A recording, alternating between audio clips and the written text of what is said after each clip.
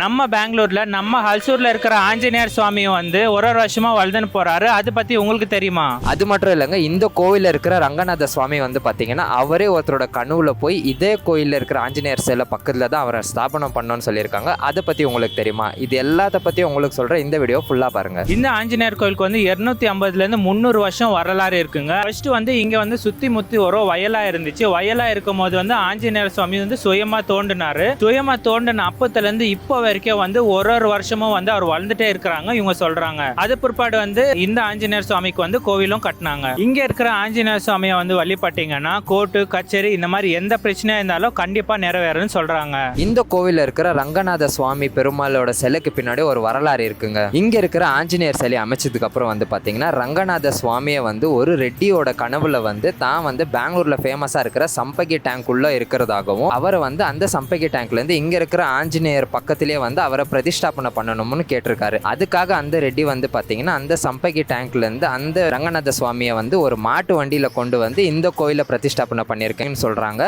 இப்போ கூட வந்து பாத்தீங்கன்னா அன்னைக்கு சம்பகி டேங்க்ல இருந்து கொண்டு வந்த ரங்கநாத சுவாமி இன்னும் இந்த கோவில்ல தான் இருக்காரு. இங்க வந்து பாத்தீங்கன்னா எல்லா வருஷமும் வைகுண்ட ஏகாதசி வந்து ரொம்ப கிராண்டா செலிப்ரேட் பண்றாங்க.